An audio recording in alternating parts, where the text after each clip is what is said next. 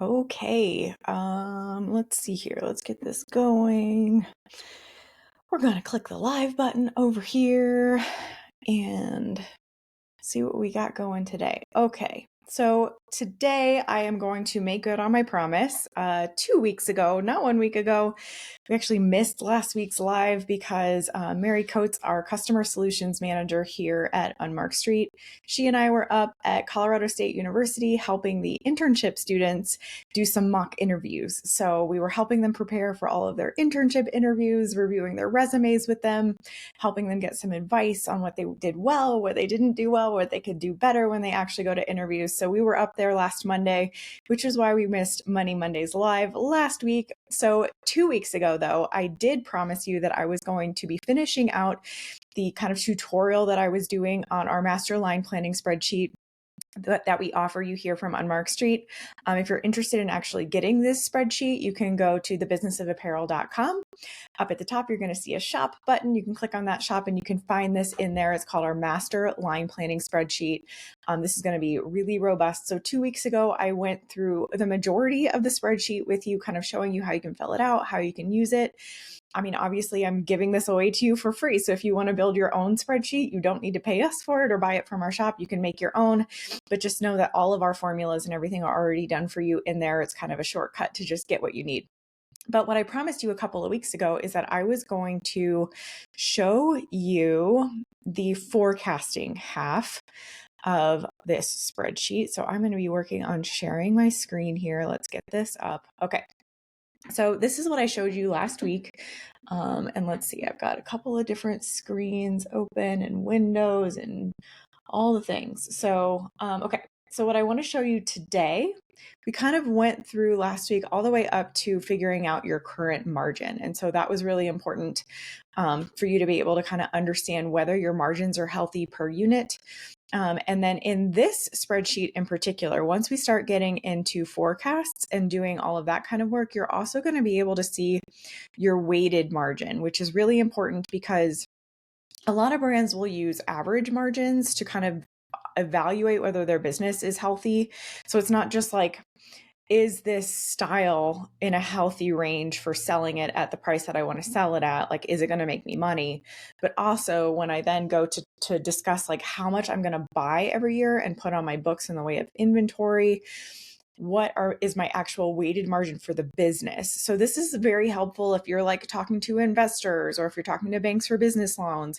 If you're trying to give them really good information about how your company is doing, what the margins of your company are, you're going to need to do a weighted margin. And average margins are just not super accurate. So you could take all of your different unit margins and average them out, and you could kind of maybe get close to what you're actually doing in the way of a business. You could absolutely do that if you buy the same number of units in every single style. So if you only ever hit a minimum order quantity with your factory of 500 units per style, per colorway or something like that, and that's all you do that across the board for everything, an average would actually be exactly the same as weighted in this instance. So that is a way that you could do it, but weighted is actually going to give more weight or more importance to the styles that you buy more of. So if you have a really good margin on a style that you're selling like hotcakes, it's an evergreen style for you, it is going to be on your line list for a really long time, and you have a really good margin on that, that is going to be favorable to your weighted margin and to your business at the end of the day because you're selling more of something that is giving you really good returns. So this is what we help you kind of calculate out there. So this has 3 different columns and they're all kind of color coded for you so that you can see. We're going to do an original forecast. So here at Unmarked Street, we recommend to our clients, and through our course, the Business of Apparel course, you learn a lot more about this in there. We recommend that you start with an original forecast at the beginning of your season. And a lot of times this will be based on historicals, like what did I do last season or what did I do last year, so that you can start to gauge what your business is going to look like. And so let's say in here, I was ordering 500 units of every single style. Now we only have costing in a couple of these, so I'm not going to fill a ton of this out, but you can kind of get the gist. And then once I start to put in how many units I plan to buy of these different styles. So you can see here, my margin on this first style is 45.5-ish%. And then this second one is over 52% though. So I actually have a better margin on this second piece. And so if I'm buying the same amount, like, cool, that's great. I can get an average margin here, but start to watch how this like weighted margin number actually starts to change a little bit too if I'm playing with these numbers a little bit differently. So let's say I buy 500 of the style that's a little bit below my target margin of 50%, but I start to buy 1,500 of this one that's in a really good margin range. So now all of a sudden my weighted margin goes up. You can kind of see down here, my weighted margin goes up over 51% because I'm buying more of a style that's actually giving me a better margin. If I were to reverse that and actually only buy 500 of the better margin and 1,500 of the less margin, sorry, typo.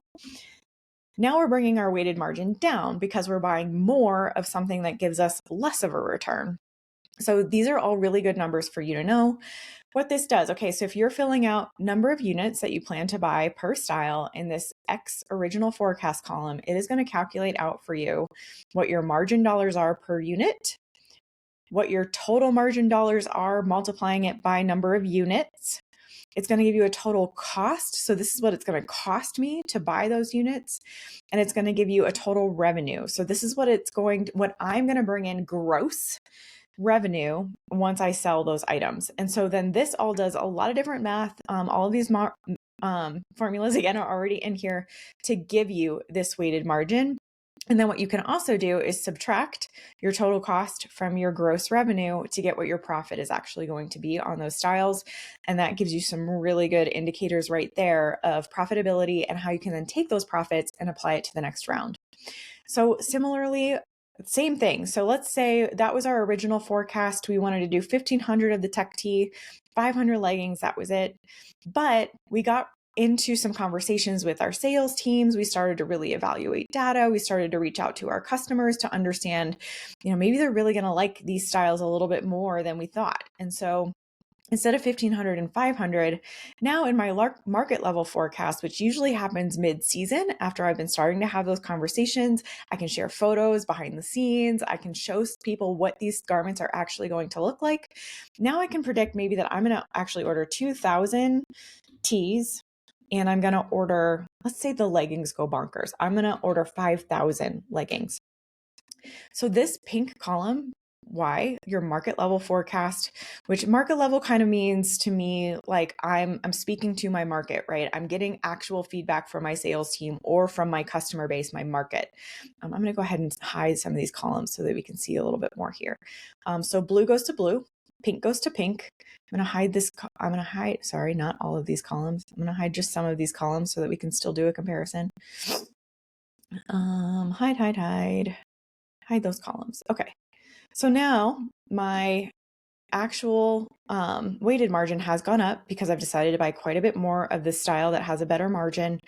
And we're also looking at a lot more profitability here. So I can make this much in revenue, but I am going to have to spend this much. But instead of like, every time you buy more units, if you have the profitability on it and you have good margins, your overall profitability is also going to skyrocket because you also have more room and more items to make that profit on, right? So now you're pulling in quite a few more dollars for your brand. And then your final buy is here in green. This is what you want to base your purchase order off of. And so a final buy might be accompanied by a final forecast. Some factories really like to receive that final forecast to make sure that they are ordering all of your fabrics, all of your trims, and they're getting production ready on time. That might not align exactly with like when your paperwork is 100% ready for your PO. And so what you might need to do is send a final forecast and then kind of roll that all up into your paperwork and finalize it with a purchase order, which will be very firm then at that point. But what you want to do for that, those numbers should be the same. I really recommend that if you're sending a final forecast that it matches your PO so that when your factory goes to order all of those trends, all of those fabrics, all of those details based on your final forecast, it's not being changed once you get to the purchase order. It's like they're like apples to apples. It's exactly the same numbers so that what they're ordering based on your final forecast is what's actually going into your purchase order. So let's say your market level forecast was really, really good. You're just going to change this a little bit based on what I don't know, maybe you think you can sell a few more of these tech tees based on some feedback that you've gotten. And maybe you just want to take the leggings down just a little bit because you think that 5,000 number is a bit of a risk. So again, you can see how that's going to affect your weighted margin down here. This shifts it just a little bit, but your business is still above the 50%, which is going to base 100% on you and what is good for your business. You need to decide what your healthy margin is. Some brands would be thrilled with a 50% business margin at the end of the year. Some brands would be really horrified by this, and this is way too low. So those are the kinds of standards that you need to set for yourself. But you can see how eventually, as you flush out all of these different numbers with all the different costing that we discussed last week, all of your margins are going to roll up. You're going to see your weighted margins. You're going to be able to calculate out all of your profitability, calculate out all of your costs. So let's say my market forecast was correct. I'm coming in here. Do you have $285,000 on your books to be able to buy that amount of inventory? If not, you need to work with these numbers and change them up so that you can afford what you're buying. And so that is all really important too. Maybe last season you worked out your profitability to make sure that you had this $285,000 on your books and it was easy to spend. And so no problem. This is definitely going forward. This is what we're going to buy. And then your profitability for the next round will propel the next PO and the next forecasts. So that's kind of how we do it. In the apparel industry over here at the corporate level, we're always looking at these numbers. This spreadsheet, like I said last time, was crucial for me. I had so many different copies of it. I had it for every single major meeting that we had. And then it just lived on my desktop open every single day so that I had access to these numbers. I had access to this information. It's one of the things that got me promoted to a senior product manager before I ended up leaving corporate. And I didn't just get promoted to senior product manager of one department. I actually ended up managing 2 different departments because I was so organized. Our numbers were looking so healthy, and I was able to always talk about it at such a high level because I knew them inside and out. So if you think this would be helpful for you, you can head over again to thebusinessofapparel.com. This spreadsheet is in our shop for you, ready to download right now, and you get access to all of those formulas, all of that data, all of that work that genuinely took me like 10 years of my career to put together this really robust spreadsheet to a point where this was what I used every single day, and I didn't need to change it. I didn't need any more information. I didn't need any less information though either. This was all really pertinent information for me to have at my fingertips. That is done for you. That is there for you. It is a tool that I hope that you download, copy, customize, use over and over and over again. It is something that you can use to build out your career for years and years to come. If you have any questions on it, please let me know. You can absolutely comment below this video. I would love to hear from you, and I will see you next week. Have a great one.